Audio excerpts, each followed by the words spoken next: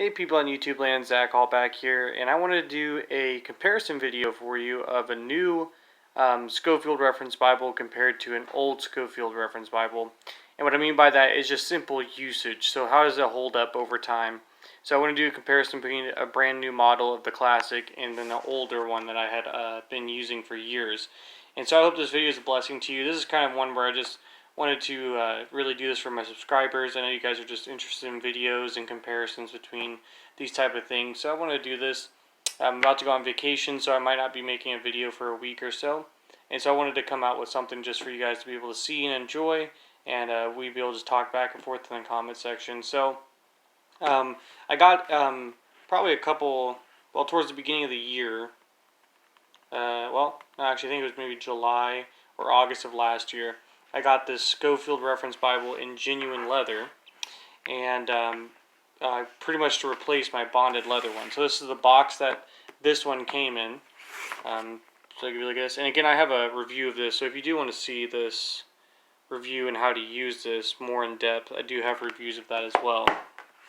You can just go to my channel, look through my videos, and you'll see a video on this Scofield and how to use it. So this one here, though, is my old one that I retired and put it in the box. And this was my bonded leather one that I had for quite a while, honestly, that I used. As you can kind of see the difference between the grain. And then the genuine leather here is just a lot thicker of a leather than this bonded leather. Both have a nice vinyl paste-off liner.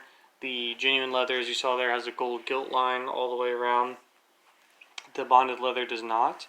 They both come with a black ribbon. It's not that great. It really does start to fray early, so I'm going to treat this one so it doesn't fray. But you can see what happened to my old one. I didn't even know how to do that, and this thing just totally frayed to pieces. So, interesting little thing there. Now the text block is exactly the same, so everything's in the same place, but I did find something interesting. The paper color is slightly different in the two editions. So this bonded one on the left we'll take a look at. And this was actually a Bible my mom got me after I had surrendered to preach. Felt the call to preach. So this is a sentimental for sure. Definitely love this Bible. And you can see here, as Scofield's famous for from Oxford, it has the double casting there, the double stitching. And that's supposed to reinforce your binding. However, I'll see if I can find it here.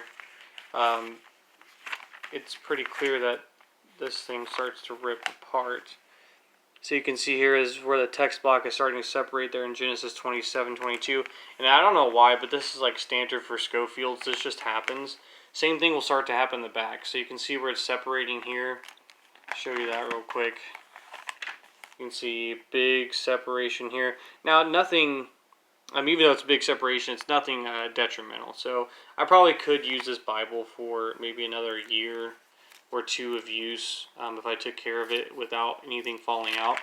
However, just knowing that it's going to fall apart soon, I went ahead and got a genuine leather one, see how it would hold up. And so I've been using it for a couple months myself. And it is nice. So take a look at this one. So again, really the only major difference on the inside is that gold gilt line. Both are vinyl paste-off liners. Again, there, so you have the familiar title page. Everything is exactly in the same place. And of course, you're going to have that, again, that overcast stitching. There you can see. The genuine leather one is a little bit stiffer. He doesn't really want to lay down there. But it's a lot better than when I first bought it. Whereas the bonded leather broke in, it's been used for a long time. So you can see there. So both lay open pretty well. It takes a little bit of work. But this one, when I first got it, it did not want to lay open at all. And the genuine leather on this has really softened up with use. I'm not saying it's like a goat skin or even a calf skin, but I think this is a pig skin genuine leather. They say cowhide. I don't know. It could be like a low-end calf split maybe. all I know is I do like it because it gives structure in the hand. So when I am holding it, it's not floppy. I mean, when I'm preaching from this or teaching from this, or I'm just reading, I can hold it very easily in my hand, which is nice. Do love the printed grain on it from Oxford. I think that's a beautiful grain. Adds to the elegance of it. I do love the gilt line around the edge. I think that just adds class to it as well. Here you can see the spine. And this will probably wear off. It does have slightly raised hub, so I don't know. Maybe the gold will last longer. But my bonded one here, my bonded leather, you can see it's pretty much all faded off. That's because these hubs really weren't that pronounced. These ones on the genuine leather are a little bit more pronounced, so I'm hopeful. Take a look at the gilding here. See how it's aged over the course of a couple years. So you can see the bonded leather edition is on the right, the genuine leather is on the left. So the Oxford, you can see, I mean, the bonded leather still has the gold on it. You can still kind of see the shine from the light there. But you definitely can tell it's taken a licking. So the page colors are starting to fade. It's not as bright or as full as the one on the left. Although you can see even the one on the left that I've been using has started to take some beating on the page edges as well. And these things are just, I mean, I just love them. I mean, they don't, I wouldn't call them life Bibles. So if you buy one, don't expect it to last your whole life.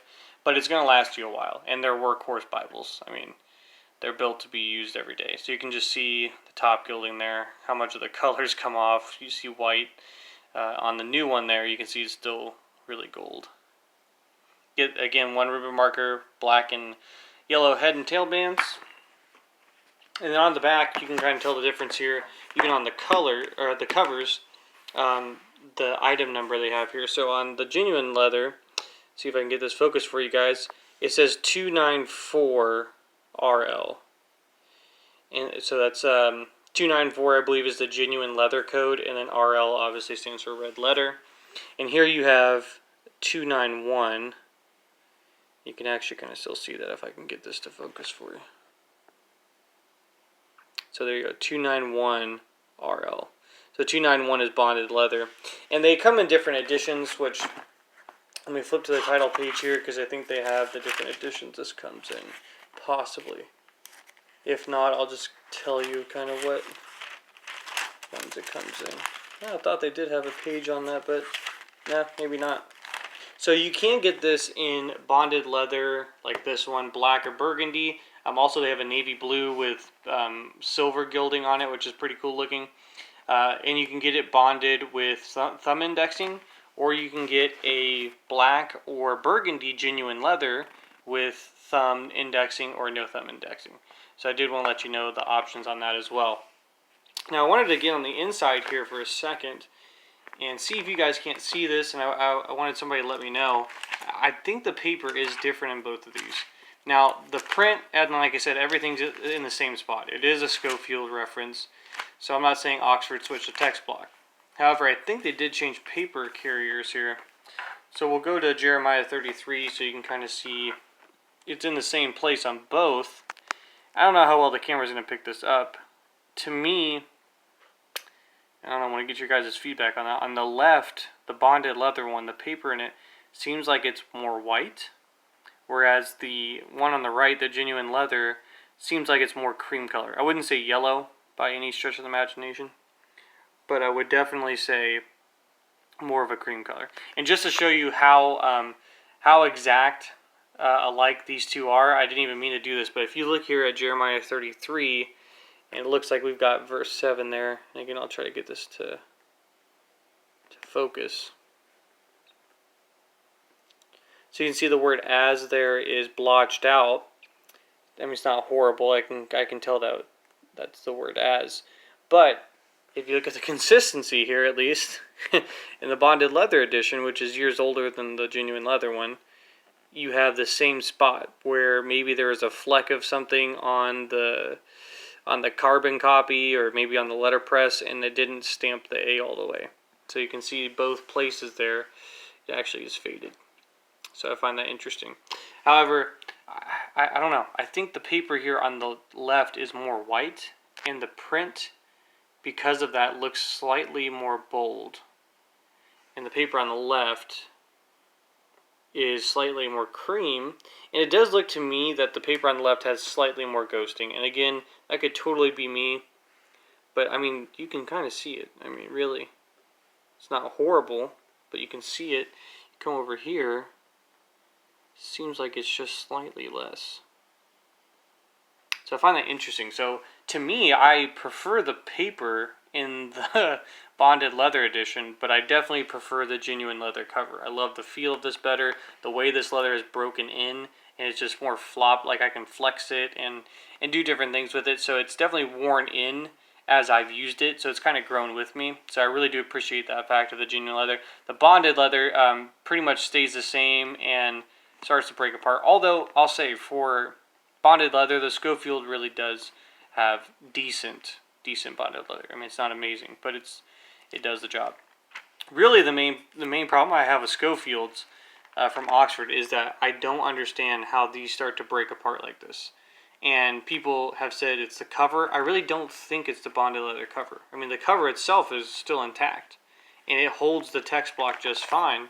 I really think it may be faulty stitching, because it happens in both sections. It's so weird. Now, in this newer one, it hasn't happened in the front yet, but if we take a look here in the back, you can see again where it's starting to develop. So you can see where these pages are shorter. That's not because they glued it in any better or anything. That's actually where the text block already is starting to slowly rip apart. And you can see that. It's not as bad as this. So you can see that is a clear cut down the middle. But you can tell it's getting there. And I think maybe it is partly the cover. I don't know. The genuine leather definitely is a little bit more stiff and holding it in place. So I don't know. I'll kind of keep you guys updated that after I use this for maybe a couple years, see what happens. But yeah, I find that interesting that it's literally the same places. It's not, I don't mean the exact same page. So this one is actually splitting in the index to the maps. This one's splitting towards the end of the Concordance, which actually isn't far from the index to the maps. So, I mean, it's almost the same place. And which is interesting because, I don't know if I can show this to you or even remember what page it's on, but I think it's the beginning of the index to the maps. This has overcast stitching both in the front and in the back. So, you would think this is actually one of the most quality text blocks you can get. Yep, there it is. So you can see it again, that small stitching on top of the big stitching in the gutter. So you have double stitching here to protect the text block. So I don't know, when I first got it and I heard that, I was super pumped because like, oh man, it's like, double protection. Your text blocks won't fall apart. So what I thought would happen with this one was the cover would go to garbage and I would have to have this rebound. And honestly, what's happened is the pages are starting to fall out and the cover's just fine. So go figure, sometimes that's what happens with Bibles. You think one thing and the exact opposite happens. However, one thing I did just want to gloat about on the Scofield is just the print quality. And I don't mean in the consistency, but the font they chose to use back in the 1900s. I think 1909 was its first publication, and then they pretty much standardized it in 1919, if I'm correct. And that's, or 1917, I think.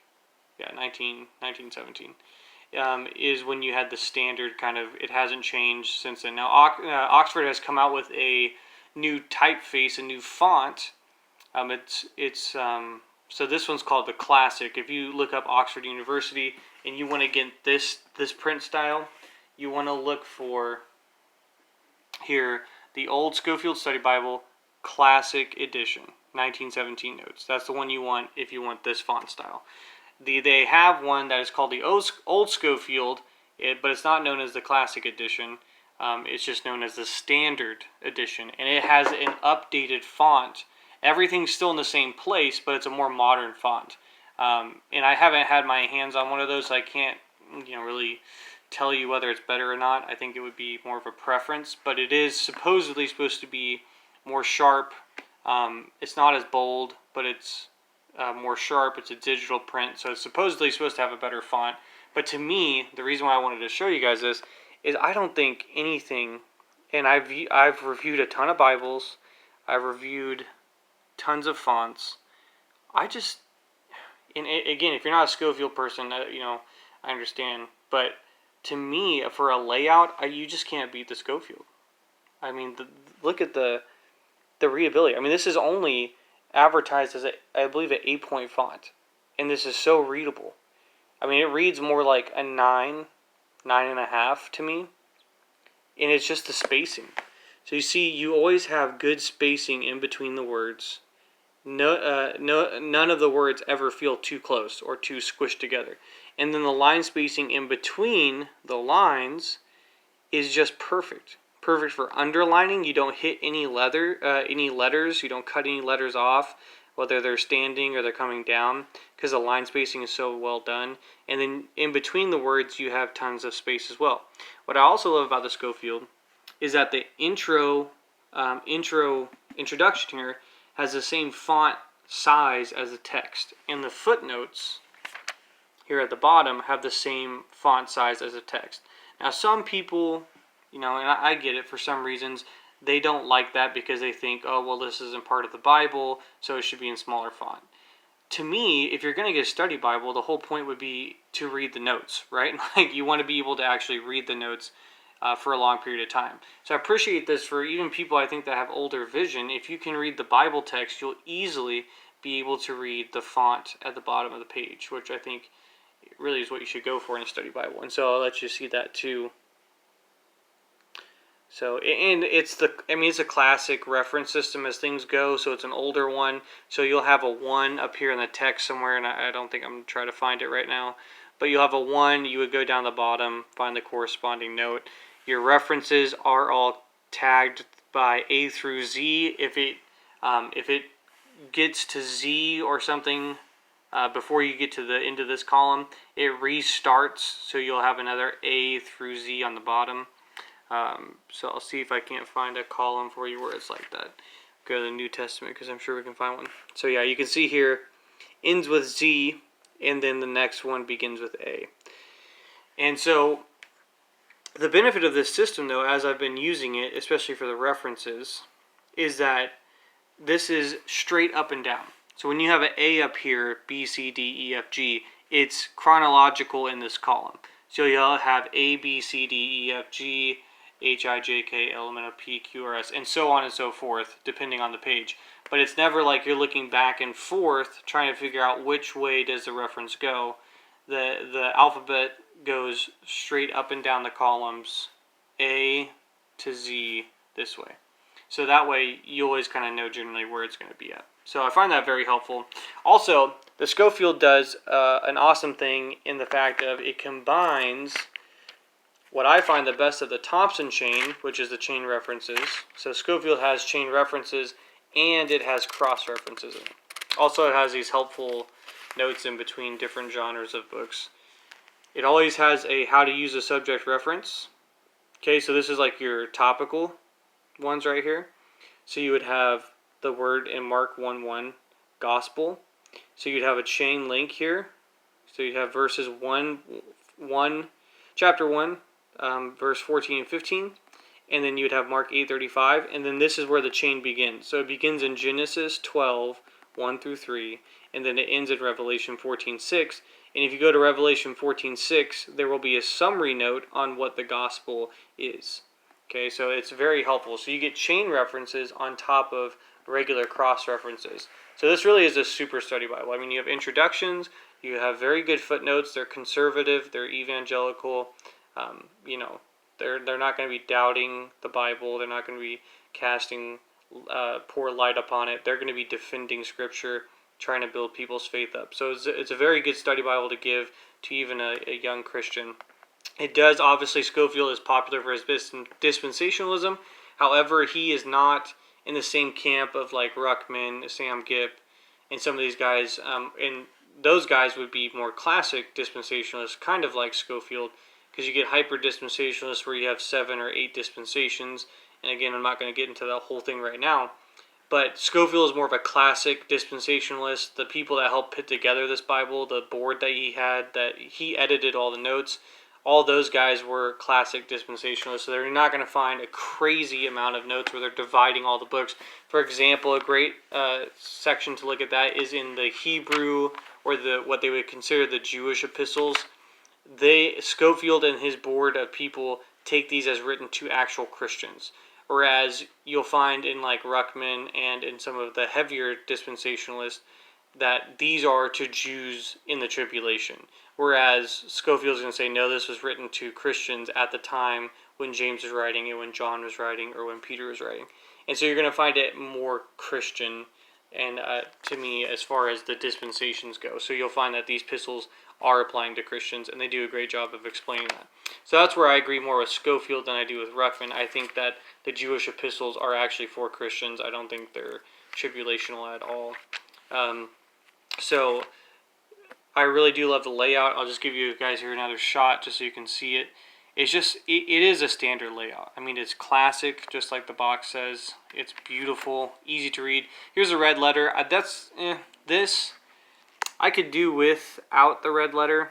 I think local church Bible publishers, not church Bible publishers, but local church Bible publishers has a non-red letter edition.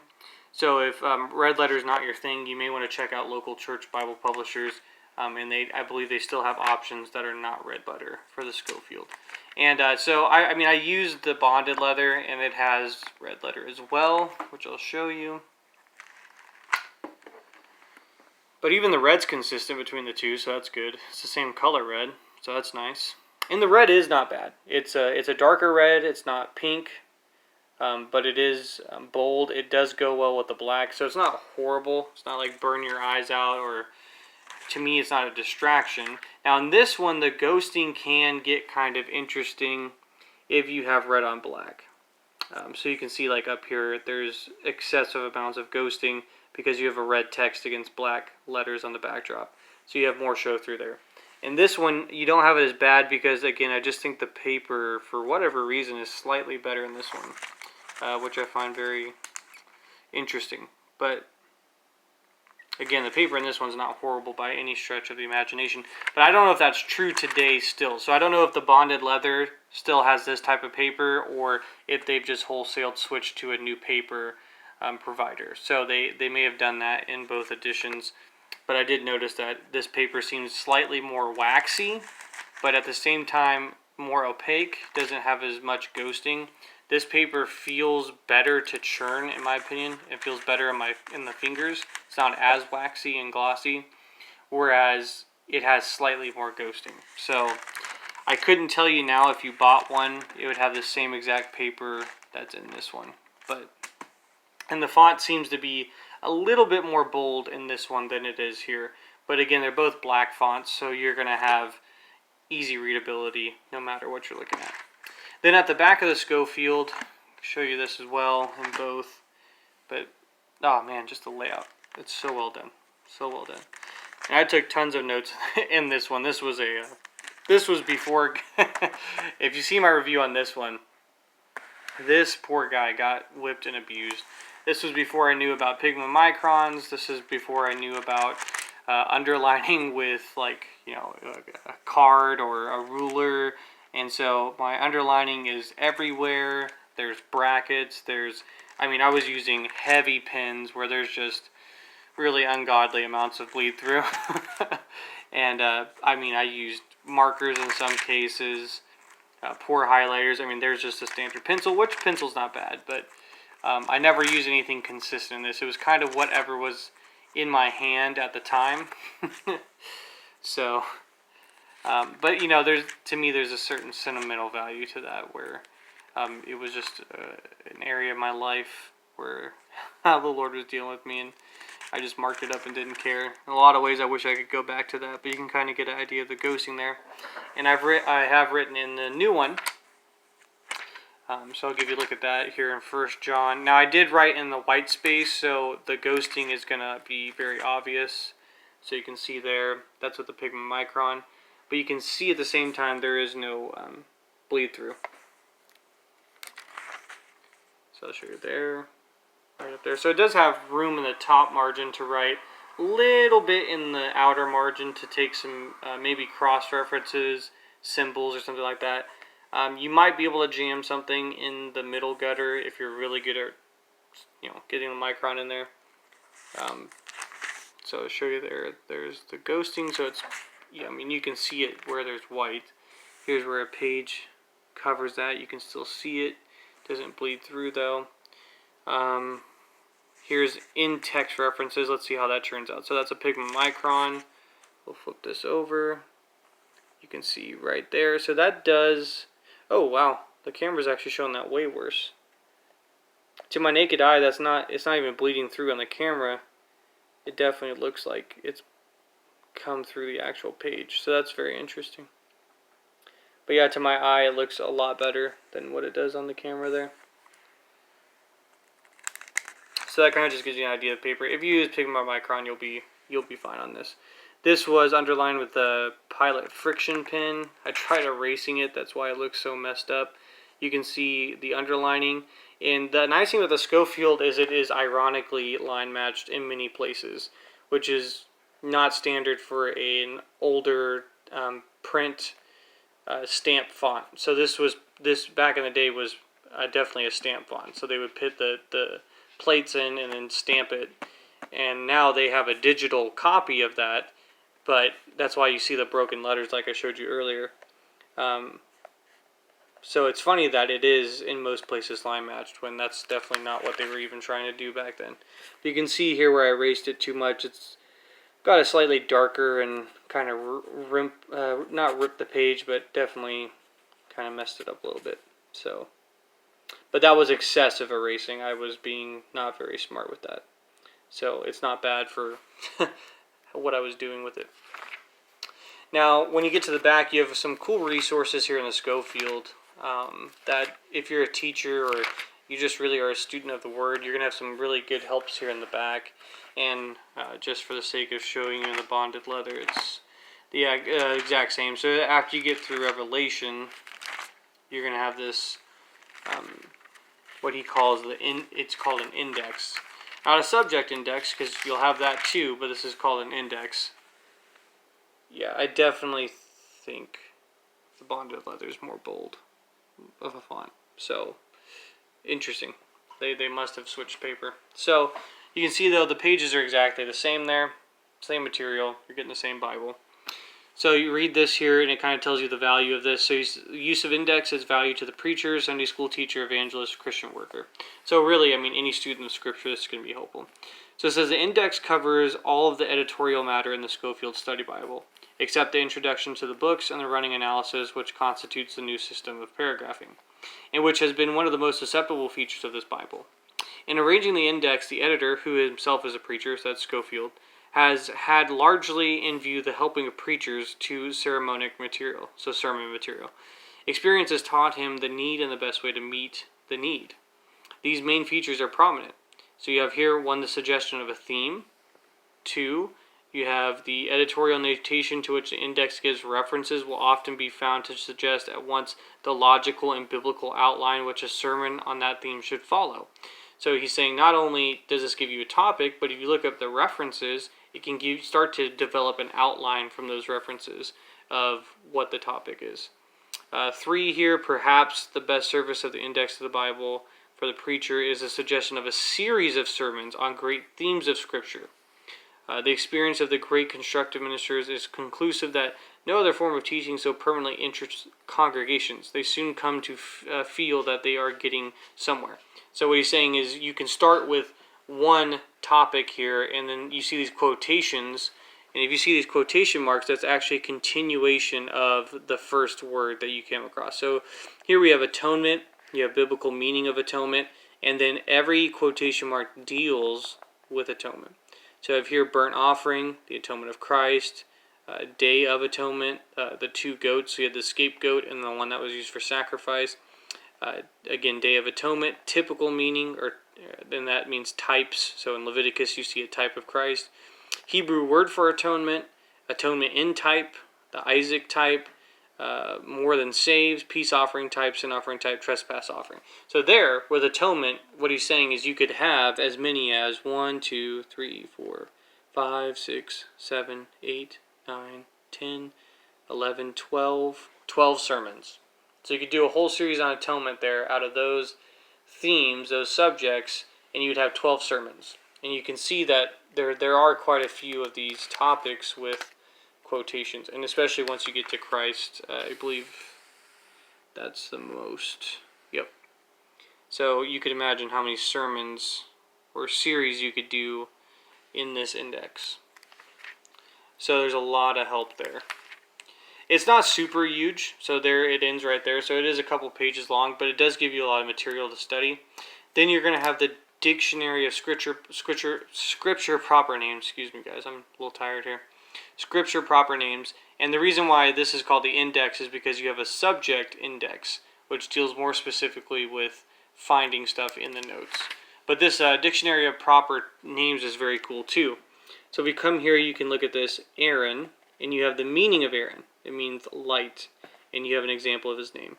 And then you have a brief, on most of these, you'll have a brief synopsis of who the person was.